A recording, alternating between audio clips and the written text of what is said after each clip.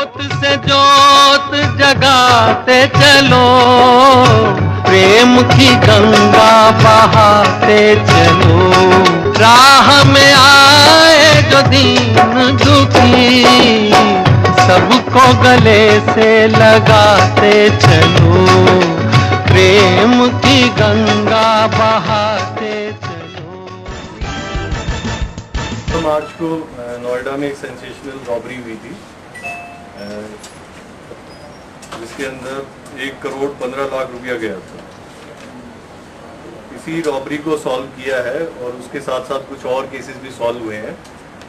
Crime branch की जो inspector KP Singh की टीम है, एसीपी एसएस गिल और एडिशनल डीसीपी विषम की टीम ने एंटी रॉबरी सेल से इकबाल को पकड़ा है। इकबाल अलियास गुड्डू 42 साल का है और इसकी एक अहम भूमिका रही है इस 1 करोड़ 15 लाख की रॉबरी में। इसके अलावा एक मार्च 2012 का केस था यहाँ पे बाराखंबा रोड का दिल्ली में, जिसमें एक साउथ अफ्रीकन लेडी से ये मोबाइल फ़ोन और डॉलर्स छीन लिए गए थे। वो केस भी वर्कआउट हुआ है। इकबाल गुड्डू से उसका मोबाइल फ़ोन रिकवर हो गया है उस साउथ अफ्रीकन लेडी का, जो मार्च 2012 में हुआ था। कल सूचना मिली थी कि भैरव मंदिर के आसपास इकबाल गुड्डू आएगा, जो महबूब पांडे गैंग का एक अहम सदस्य है। और इस सूचना के आधार पर हमारी टीम ने जब इसको गिरफ्तार किया तो इसके पास से एक कंट्री मेड पिस्टल और 2 लाइव कार्ट्रिजेस मिले हैं। और बाद में इसके पास से उस रॉबरी में जो पैसा गया था उसमें से 10 लाख रुपया रिकवर हो गया है। इकबाल गुड्डू काफ़ी डेस्परेट रॉबर है और सरसौल गांव बुलंदशहर का रहने वाला है। दिल्ली में 98-99 में आया था और टैक्सी चलाने लग गया था। उसके बाद धीरे धीरे ये मेहरबान पहलवान, जो बुलंदशहर का नोटोरियस डेकॉइट था, उसके संपर्क में आया और खुर्जा के फारूक पहलवान और अलीगढ़ के फुरकान, इन सब के गैंग से सम्मिलित हो गया, जिन्होंने दिल्ली एनसीआर में काफ़ी वारदातें कराई थी। इसके बाद इन्होंने एक के बाद एक डकैतियाँ की, 2 बुलंदशहर में, वेलकम दिल्ली में 2001 में और फिर आगरा में। बुलंदशहर के केस में अरेस्ट हो गया था। 2003 तक इकबाल जेल में रहा। उसके बाद इसने गाड़ियाँ चुराने शुरू कर दी अजय प्रधान के साथ मिलकर। 2004 में फिर से अरेस्ट हुआ, फिर जेल से बाहर आया, मतलब ये जाता रहा, बाहर आता रहा। 2006 में फिर से महबूब पांडे और राजकुमार सिकंदराबाद के साथ ये गिरफ्तार हुआ। क्राइम ब्रांच ने इसको 2006 में गिरफ्तार किया था एक एनकाउंटर के बाद। 2009 में फिर से जेल से बाहर आया और कार जैकिंग और तमाम तरह की रॉबरीज इसने नोएडा और बुलंदशहर के एरिया में की। 2010 में ये और हशमत, बुलंदशहर पुलिस ने इनको घेरा था तो इन्होंने पुलिस पे गोलियां चला दी थी। हशमत गिरफ्तार हो गया था बुलंदशहर में, लेकिन ये निकल गया था। उसको बाद में फिर से क्राइम ब्रांच ने गिरफ्तार किया।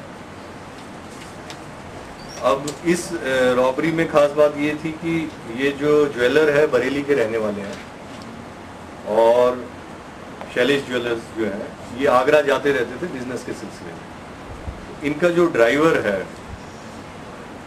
क्या नाम है ड्राइवर का? इब्राहिम। ड्राइवर का इनके गैंग सदस्य से रिलेशन था। ड्राइवर फादर इन लॉ है, इनका जो गैंग का सदस्य फिरोज, उसका इब्राहिम फादर इन लॉ था। फादर इन लॉ को ये नहीं पता था कि मेरा जो ये सन इन लॉ है ये सब प्लानिंग कर रहा है। वो उससे पोजीशन पूछता रहता था, अब कहाँ जा रहे हो, आज कहाँ हो, कब पहुँचोगे घर पे। बरेली में उनके घर पे ही ठहर जाता था और पूछता रहता था। और उसको ये पता था कि ये ज्वेलरी वगैरह लेके आगरा जाते हैं, फिर वहाँ से कैश लेके आते हैं। तो उस प्लान के तहत इन्होंने 2-3 टीमें बना रखी थी। एक टीम यहाँ पे बरेली में रही और एक टीम चली गई आगरा और एक दिल्ली से कोऑर्डिनेट कर रहा था आज़ाद। जो आगरा बरेली में तो रहे फिरोज, रईस और अजय, और आगरा में पहले पहुंच गए इकबाल और रवि, जो इकबाल हमने गिरफ्तार किया। ये एक गाड़ी से चले गए और इन्होंने बाद में बुला लिया संदीप और राजकुमार को। तो वहाँ से 4 लोगों ने सांत्रो में इनको फॉलो किया जब ये आगरा से वापस नोएडा आए। और वहाँ पे फॉलो करने के बाद इन्होंने महामाया फ्लाईओवर के पास ओवरटेक करके इनको इस तरह से रुकवाया कि जैसे पुलिस वाले हैं और चेकिंग के लिए रुकवा रहे हैं। और फिर इनमें से दो, संदीप और राजकुमार अलियास राजू, उस गाड़ी में बैठ गए और उसको ड्राइव करके इधर उधर 2-3 घंटे घुमाते रहे नोएडा के चारों तरफ। बाद में इन्होंने आपस में भी कुछ चालाकी की। राजू ने उसमें से 45 लाख रुपए निकाल लिए और हिनौती गांव में जाके कहीं रख के आ गया, और फिर दूसरा बैग लेके आया। और बाकी लोग जब मिले, बाकी जो 2 लोग थे जो सेंट्रो में रह गए थे, ये तो कंप्लेनेंट की गाड़ी में बैठ गए ना 2 लोग, और 2 लोग जो बाहर थे उनको ये बताया कि 70 लाख ही मिला है हमें, उनको ये नहीं बताया कि 1 करोड़ 15 लाख मिला है। 45 लाख इन्होंने छुपा दिया कहीं राजू ने। और उसके बाद इनको सबको कहीं दादरी के आसपास रेलवे क्रॉसिंग पे गाड़ी को भी, जो विक्टिम की गाड़ी थी और दोनों जो कैशियर और ड्राइवर था, उनको वहाँ अबेंडन करके ये लोग चले गए। तो अभी यूपी पुलिस से हमने ये सारी इंफॉर्मेशन शेयर कर ली है नोएडा पुलिस से, और ये सारे लोग आइडेंटिफाइड हैं। इसके अंदर 8 लोगों की भूमिका रही है पूरी प्लानिंग में और एग्जीक्यूट करने में।